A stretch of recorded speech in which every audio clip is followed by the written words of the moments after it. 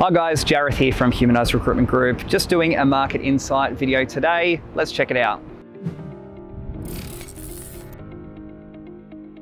Being in recruitment for the past 10 years, I've never noticed the market has been this buoyant. Now, I think there's a range of reasons as to why. Obviously, borders are playing a massive impact to that.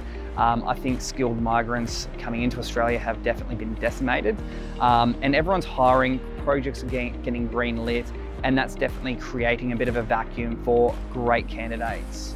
Now, the biggest thing happening at the moment is that good candidates are being snapped up left, right, and center. So if you are recruiting at the moment, I'd highly recommend running a very streamlined process.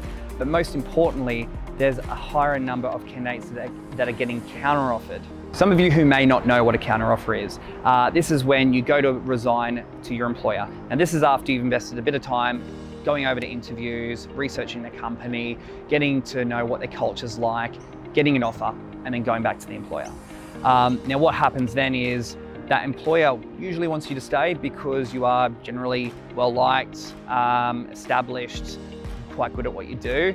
Not to mention, it is a cost if they do lose you, so they'll want to retain you. So what they tend to do is make an offer of a higher salary, generally, or offer a couple of little pet perks to try and entice you to stay. The challenge at the moment is that counter-offers seem to be a lot more predominant, especially in the managed services area. And I think that's because 2020 was a year of survival. 2021, things look a lot more positive, projects are getting green lit. A lot of people are hungover having worked so hard from 2020. A lot of people, I feel, don't feel comfortable. They don't like confrontation. So they're not going out of their way to chat to their employer about the things that they're not particularly happy with. Unfortunately, some of them are using that as a tool to get a higher amount elsewhere and seeing if their employer can match it. I don't think that's a good idea. Brisbane, at the end of the day, it is a small place. It is a relationship-driven market. Not to mention, you can actually avoid all these hassles of interviewing, investing your own time, learning about cultures, same from the employer's side as well, by actually just having a conversation and just asking for what you want. My mother always taught me that you have a mouth, so you may as well goddamn use it. I would always recommend saying that to my candidates, to actually go and actually voice their opinions and their concerns. And it's okay to ask for whether it's more money, different working hours, extra perks.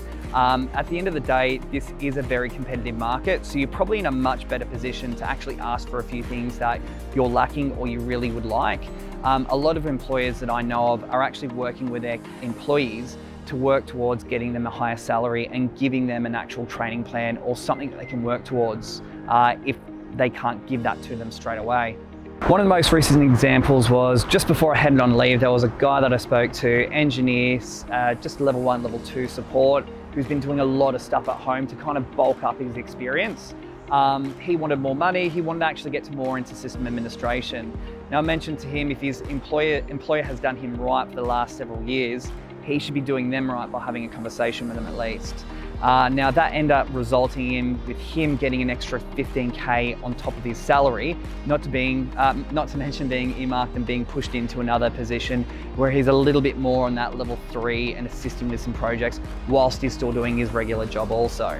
Thanks again for watching. If you are currently potentially looking at leaving or would like to know more about the market, where you sit versus what's currently out there, or if you'd like a bit more advice as to how to navigate around asking for extra salary or some additional perks, feel free to hit me up on the details on the next page. Cheers.